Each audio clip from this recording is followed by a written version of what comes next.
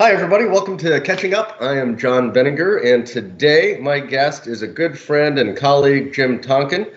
Jim is the president and founder of Healthy Brand Builders out here in Arizona, in Scottsdale. This is a consulting group that incubates and accelerates developing emerging brands, and has been doing that for quite some time. A lot of these brands that Jim helped as they were emerging are now household names that we all know. And some great stories in there that we'll get to in a little bit. But Jim, welcome to the show. Thanks, John. What a pleasure to be here. Really appreciate the opportunity. You bet, man. It's great to see you. We're just literally miles apart. You know, I'm in Phoenix here in Scottsdale. It's all one big city, though. But still, with everything going on these days, whether we're 20 miles apart or 2,000 miles apart, it's just not as easy to stay connected in some way. Indeed, it's a very bizarre time. No doubt about it. The wonders of electronics, though, I think is going to change a lot of the landscape, John, going forward. And the fact that we are just a few miles apart, but we have the opportunity to see each other and chat. I don't know if you've done any of these cocktail parties at 5 o'clock with friends and stuff. It's a great way to connect.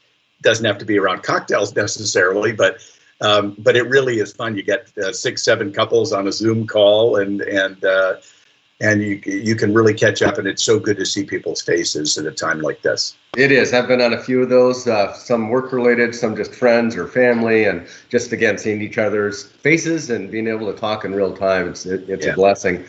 First, before we dive into all the industry stuff, first off, how are you and your family and your circle of colleagues and partners doing?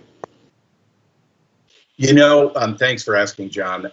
We're doing great. Our family, clearly, we're the same as everyone else in the country going through this shelter-in-place kind of orientation. But as you well know, and this is kind of a secret which we shouldn't let out of the bag, living in Arizona is an amazing thing. Coming from San Francisco and spending most of my life in Northern California, I didn't realize how great this state is, and to have so much land mass and so many places to go to get rid of the angst that we all feel about this, COVID cone of silence that we're under. It's great, and the weather's phenomenal. I mean, I think it's going to be like 86 or 88 today or something, moving into the 90s next week.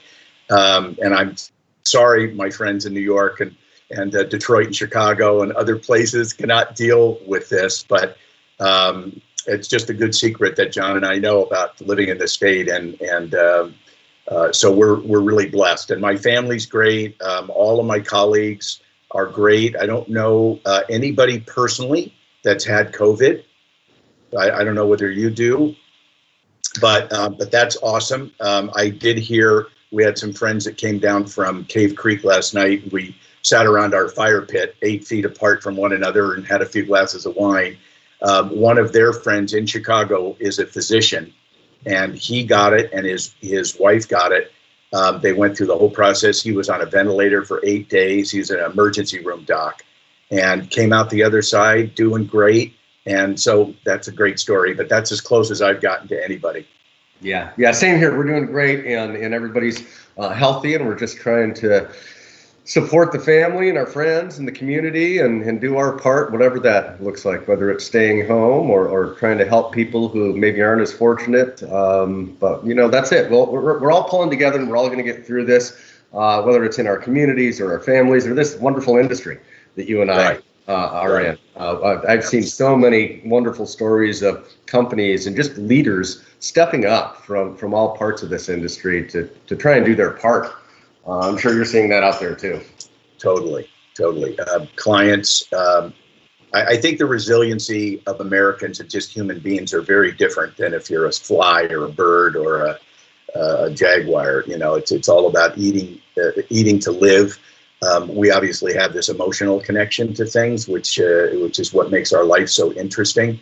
And I think that also is one of the things that makes it so hard for us to not be connected at this time.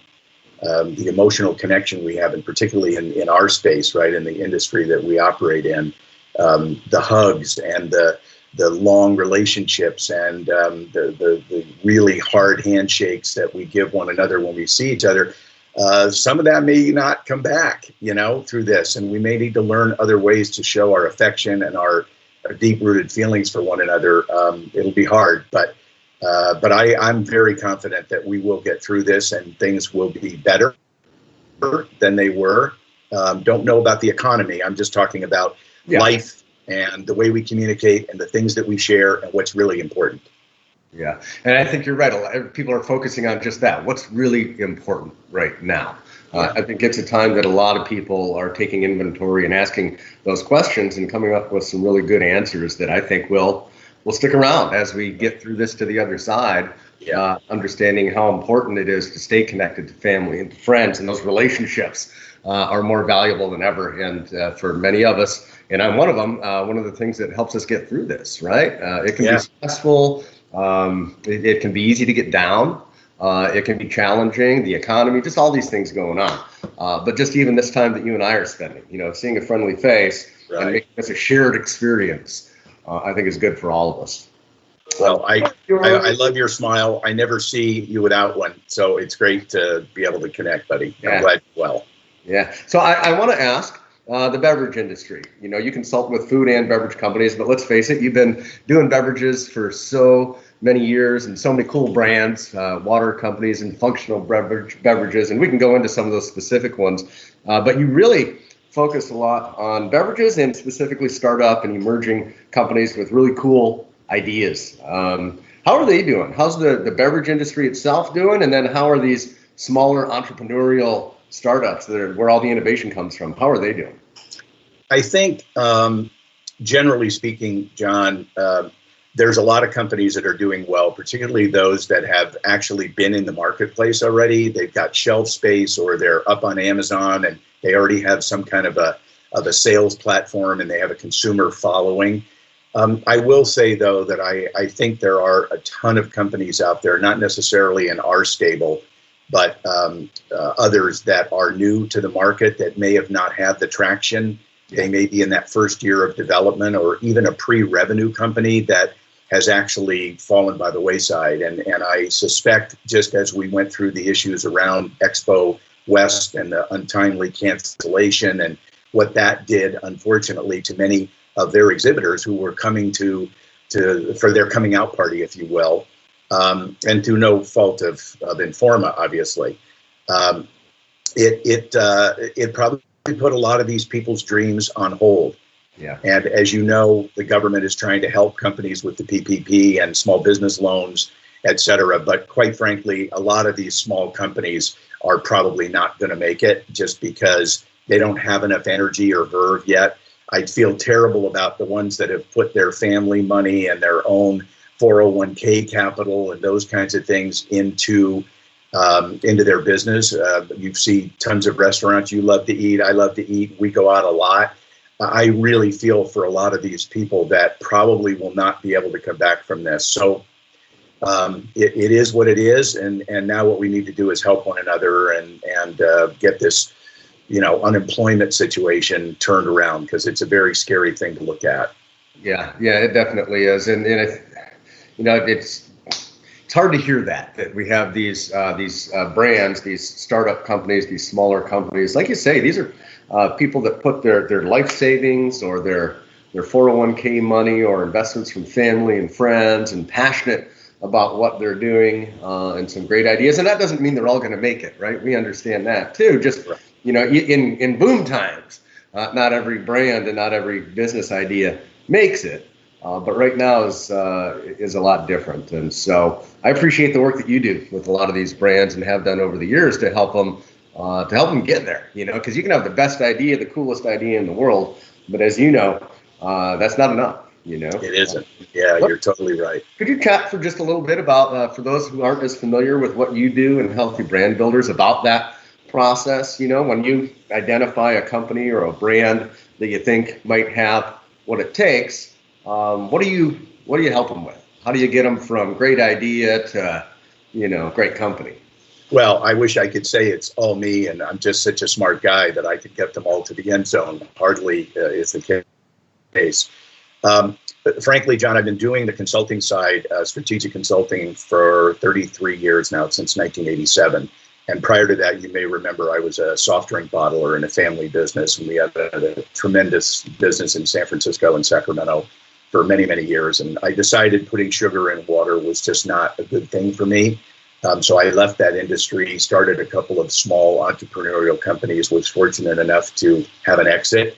And then I went into the banking business with a friend who started a bank in Northern California to learn finance, and got a great education there. And that kind of, once we sold the bank, I moved on and hung out a consulting shingle. And quite frankly, back in 1987, hanging out a consulting shingle meant I was unemployed. So it took me a couple of years before I had enough business where I could actually stop using my savings. And the reason I wanted to do it is because I really had this desire to get back into the consumer packaged goods, or CPG space, as we call it. And particularly around beverages, because I saw in the industry started to turn negative, and people were turning away from those things and looking for other opportunities. Water, as you mentioned before, was one of the things I got involved in. I still am involved in the water industry. Probably until I quit consulting, I'll be involved, but certainly I'm an investor in numerous water companies. So that keeps me close to what's happening with the bottled water business, or the consumer, convenient consumer water business, because it isn't just bottled water anymore. At the end of the day, I've had the good fortune of working with over 2,000 brands in those 33 years. Many of them were small brands and unfortunately never made it. They might have gotten into the marketplace, made it a year and a half, and ran out of money, or the team just wasn't solid enough. Or what oftentimes happens is the consumer just doesn't get it. The product isn't working for the consumer. And so without those three areas working simultaneously, it's very difficult to even get to the next level, if you will. And mortality in the space is about 90% in the first year and about 50% in the second year. So it says a lot about you and your brand and your team, your marketing efforts, your sales efforts, your distribution efforts, that they're really good if you get past that point. And we've had some really good successes as well over the years. And I think I may have mentioned to you over the last 4 or 5 years that I'm trying to slow down. Well, I finally made that happen about 18 months ago. We moved a lot of our clients into other clients' homes, and we have a much smaller group that we're working with now, less than 10.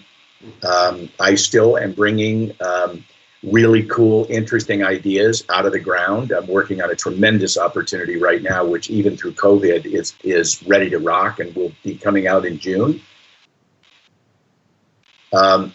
So I think the entrepreneurial energy, even though we've had a big deflation of the big balloon, is going to come back strong. There's lots of helium tanks around ready to blow up that balloon. And those are the small businesses that have had all this pent up emotion and demand to get their products in the market. We want to be there to help them. It's amazing to me in times like this how much innovation you see. We talk about innovation all the time, right? That's probably overused, that word. But times like this, whether it's in our industry or the economy as a whole, you see incredible creativity, the human spirit and the ability to create, to take what looks like an insurmountable challenge or problem and figure it out and get through it, and sometimes get through it and be even stronger and better. I expect to see that coming from the whole natural products industry, but the beverage market in particular. And it was happening before this latest challenge that we're dealing with. Right. Well, you can kind of see it, John, based on, look at the supplement numbers. I mean, just in the last 60 to 70 days, supplements are going through the roof. People are home. They're wanting to stay well. Their immunity orientation is kind of at risk with what's happening with COVID. So I believe a lot of those products are growing with popularity, and certainly the trial. Post up on top of that, the numbers that Amazon is posting on a regular basis, which is unbelievable. And I think you may know I'm a partner in and own part of a company called Omni Partners, which is an Amazon agency. where we represent tons of brands onto Amazon. Our business is going through the roof and has probably since November of last year. Yeah, and you see when you talk about around the world, the supply chains and the challenges that are happening there with these spikes in demand for certain ingredients and certain products, or packaging, all these different things, and some of the challenges with shipping and freight and logistics, and but people are figuring it out, and I have to believe that it will smooth out over time. We're going to find these solutions. I think that a lot of these larger companies in particular, and smaller ones, are starting to think a lot more right now about flexibility in their supply chains and resiliency in their supply chains and redundancy in some cases, because we're being lean. Well, that's a great point. Yeah, go ahead. Yeah, just the redundancy issue. As you know, for whatever reason, Americans started buying toilet paper and paper towels and other reusables or disposables, I guess, which seemed so odd to all of us. But I guess it's the kind of response that you would anticipate when something happens and you have no idea, you have no control. But isn't it funny how the just-in-time inventory practices that most of the retailers and even Amazon as an e-com platform has gone to has eliminated these back rooms full of pallets of additional product. Even in the Costco's of the world, where you see a typical pallet spot where you might have coffee or a beverage or something else, it's amazing. Up above, there used to be 2 or 3 or 4 pallets of back stock, not anymore. So it's going to take a while for the supply chain to get back in order and to not be able to find toilet paper and wipes and those kinds of things during this process. Thank God we had plenty and aren't really using any more than we ever did. Thank Right. God for Charmin, right? But it's still hysterical to me. But my wife, Kathy, shops very regularly, and so she's found it at different places because she kind of goes to Walmart and AJ's and Fry's and Trader Joe's, and so whenever she goes to places and finds a jackpot, she buys it, as much as she can, and then gives it to friends who weren't able to find it. So again, we're all being generous at this time and trying to help each other. Yeah, absolutely. And I see that in the industry too. I'm seeing so many just acts of kindness out there. We're at an individual level where people are helping other people. You're right, Expo West, we unfortunately had to cancel that. And I look back now, and I compliment my colleagues on that very difficult, but I think courageous decision. Can you imagine knowing what we know now, had that gone on, and we had, even with the expected drop in attendance because of it, even if half the people were there, we're talking 40, 50,000 people from all over at a time that probably that wouldn't have been a good thing. So, but in the absence of these shows, people still need to find solutions and work together. And that's where groups like yours, and I know you've got a bunch of partners in the business and just other experts that you work with, more important than ever right now, because with these unforeseen circumstances, the more experts, the better to help these companies navigate. I will tell you that, you mentioned it earlier in our conversation about the entrepreneurial spirit and that it's still so alive. No doubt about it. I think there were a lot of people caught off guard during this process, small, medium, and large companies. It really didn't matter. Nobody had an advantage in this process. The smaller ones being nimble and more flexible, oftentimes, were picking up the phone and calling and trying to figure out how to navigate this because their livelihood depended on it. When you're a big company and you might lose a few $1 million because of a process, you can recover from that. When you're a small company with $400,000 or $500,000 in annual sales, you can't afford to lose. You got to react. So we have been coaching a lot of smaller brands on how to look at their current business, how to assess risk, how to decide what they need to drop right now and move forward on. And I've used words like focus and finish and inch wide and mile deep. I refocused all of our clients on that process, because you cannot be everything to everybody at a time like this. Yeah. You don't have the financial resources. You don't have the personnel in many cases. Some companies have had to let people go or furlough them. So you have to get very, very focused on what is most important for survival. And now is not the time to be stuck in the fear mode. Now is the time to get past that. As long as your family is safe, that's number one priority. Past that, it's focus on the business and make decisions. Don't put those decisions off until it's too late. So I say be active, be firm, be flexible, and get to it. Yeah, that flexibility is a big part, because what seems like the right move today may change, depending on how long this lasts and what happens next, and being able to adapt. We talk about that a lot in our business too, being able to adapt and to figure it out. That's what we do. And as long as you keep listening and learning, and remember that it's okay to change, just be smart about it and keep that focus, like you just said. What's really important? Now is not the time to be spread thin and to have too many things going on. What are the real priorities as a business that you need to focus on, and do that one thing? Exactly. Yeah. I mean, particularly it's just how we run our homes, right? We only have so much money in the bank, right? The average person is not living paycheck to paycheck necessarily, but they may be. And that, before this, with the economy being as good as it was, Johnny, it was people were able to live like that. As long as you had a budget, you knew how much was coming in, you could live and maybe even save a little every month. Those days, at least for the near term, I think are going to be behind us. And it's going to be a lot tougher for people to live on this month-to-month thing. And they've got to figure out another way to make it happen. So trimming the sails at home is the same as you do in business. Absolutely. Now's the time to be efficient and focused and really prioritize what's important right now until we get at least a clearer view on what the horizon looks like. When do we get past this, whatever that means, to whatever the next normal is, whatever that means.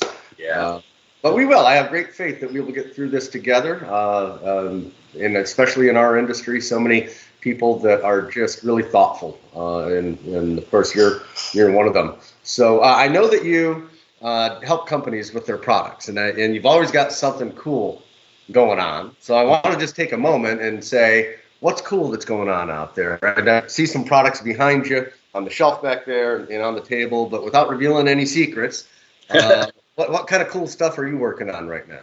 Well, as I said earlier, the entrepreneurial spirit is not dead. And even though, we have taken our company and compressed it so that I'm kind of semi-retiring, if you will, but I'm still on multiple boards, and I'm going to continue to do board work, I hope, for another 10 years. I'm just slowing down on the consulting side. I still am getting maybe 25 or 30 business plans a week now. A lot of them are ending up going into the round file after I get to 3 or 4 slides deep, because they're typical of the cut and paste kind of things. But every once in a while, the same thing that happens when I go to these shows nationally, I find a plum or two. And I'm working on a couple of really interesting projects right now that I think are plums that are either potentially best in class or really new as it relates to a non-competitive product in that space. You probably know CBD has been the new shiny penny for the last couple of years. I think the world is settling out on CBD right now. The government still has not weighed in, but they are sending red letters, and APA and UMPA and some of the other players that we're close to are putting these up online every week, and it's a great thing they're doing it. The CBD is not a cure for COVID. When people get too far down the road and start making these ridiculous claims about what their product can do, that hurts us all, and it puts people at risk. So CBD is a great thing from a topical perspective. It's been around a long time. The ingestible side of CBD to me still is a little bit concerning, and it's mostly because we don't have a lot of data. And as you know, data is the big word today with COVID. It's the same thing with these brands. You have to have either clinical trials or be very careful of the marketing hyperbole that you're using about the benefits of your product, right? Let consumers find the value. If you're talking about a fruit, we have a brand called Tohi, which is in our cadre of products, which is taking the aronia berry, which has been in America for hundreds and hundreds of years, long before we ever were roaming here, before the Pilgrims and Christopher Columbus and everybody else showed up. And the Native Americans were living off this berry. It's basically the highest antioxidant berry that we've tested thus far, and by a long shot. Cranberries, blueberries, acai, all these others are much lower. So we made a beverage out of it in 4 flavors. And we're using some of the other ingredients, the pumice and the powder of aronia, to be able to go into cosmetics and nutraceuticals and other things. That's a really unique process that was never done before. And so we started this company a couple of years ago, and it just kind of came out, and we're in the Midwest now, but we're moving to the coast. It's slowing the process now with everything that's going on with COVID. But that's a really interesting kind of product, taking a wild grown berry that's been out there forever, and no one's ever commercialized it. So, and trying to be culturally, we don't want to culturally appropriate the Native American and their bonding with aronia either. Tohi means wellness in Cherokee. So we wanted to give them a shout out and say, we found this, and most of it is historical because of you.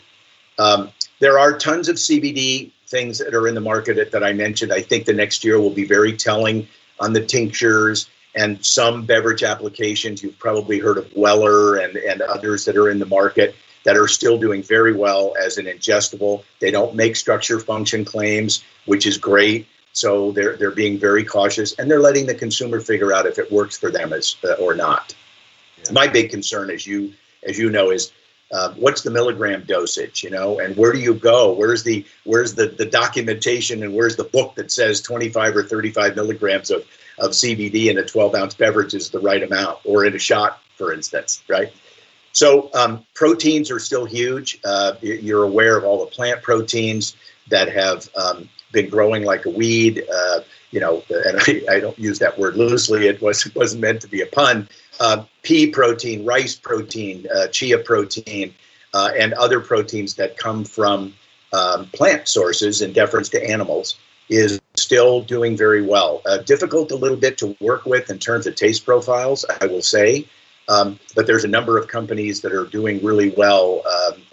You probably have heard of Koya, Ripple, Rebel, Remedy Organics. There's a number of them that are in, and Suja Juice, obviously, which is still doing incredibly well. They're one of our clients, and I've been working with them for a long time, was one of the first investors in that company. They have a whole line of shots out now that are doing really well around immunity. And so that's an area that I think even good old vitamin C in multiple different forms is coming back very strong, given the COVID situation where people are overloading on things that they know are good for them.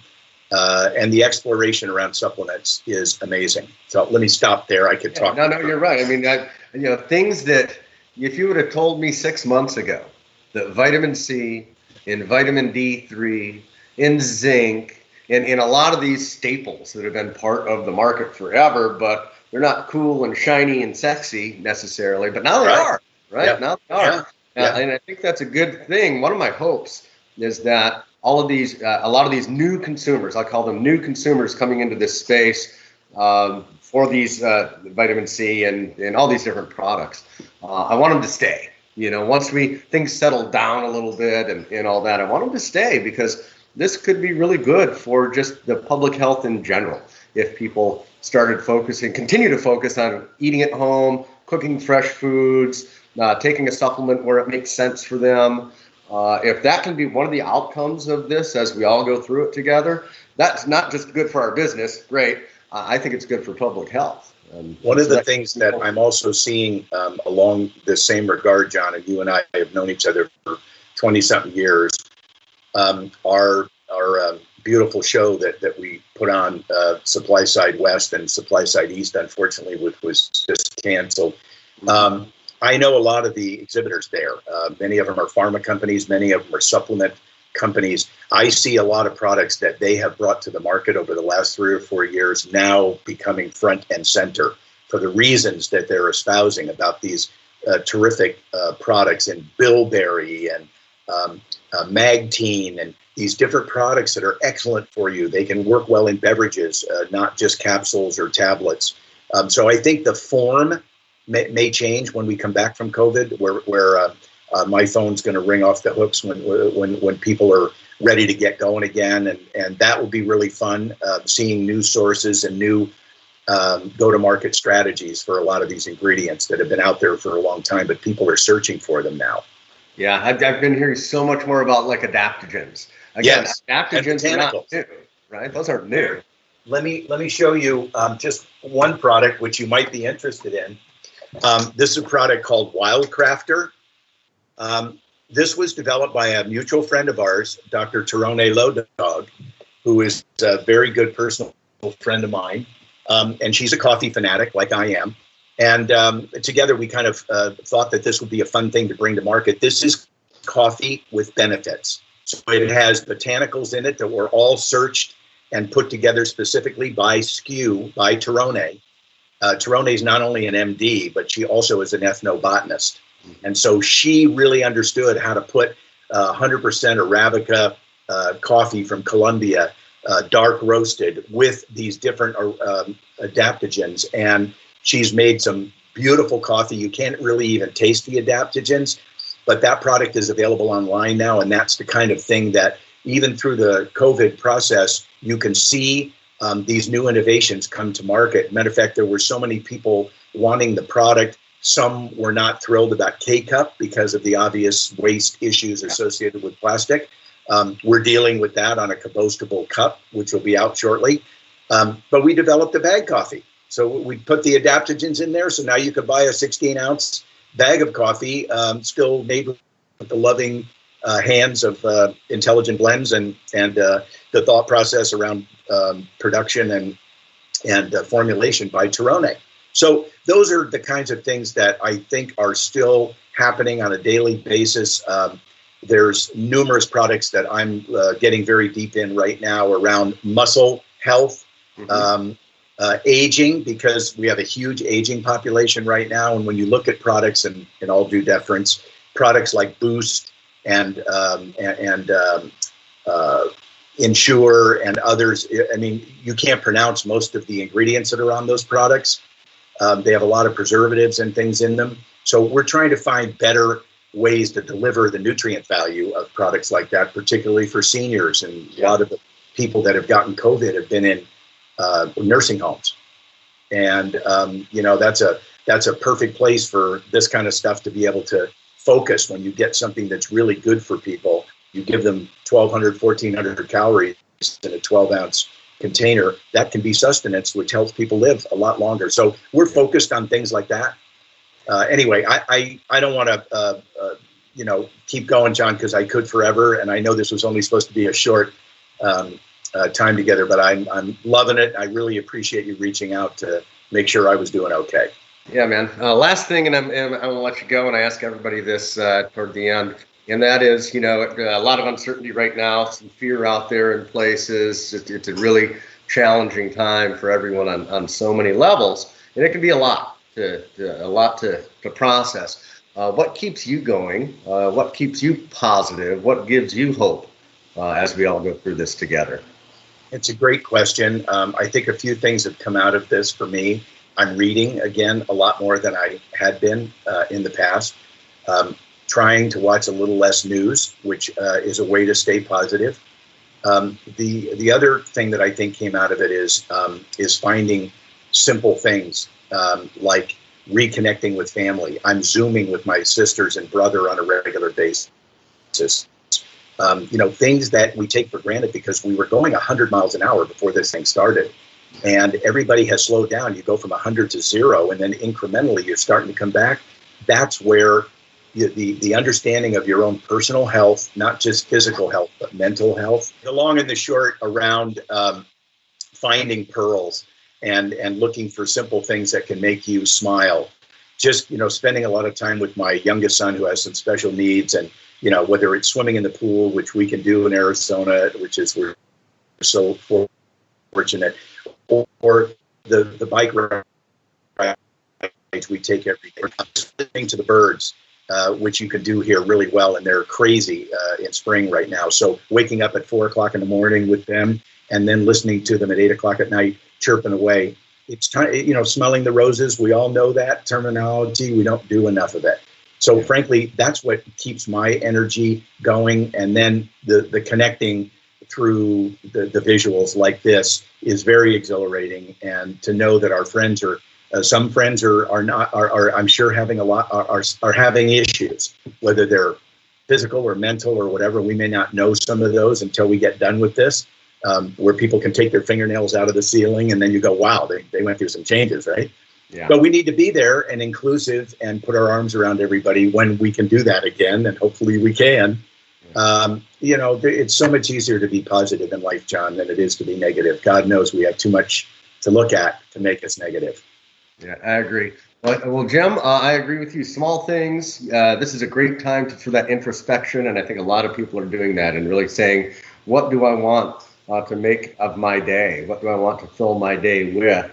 How do I want to use my time? And it's a great time for that right now, and we will all get through this together. I also want to say, Jim, for your clients, some of these emerging companies are the ones that have been around longer. If there's anything that we can do as an organization, us, between the Phoenix team and the Boulder team and the London and Amsterdam team and all these great people around our business, we're here. We're here for you and your companies and for the industry.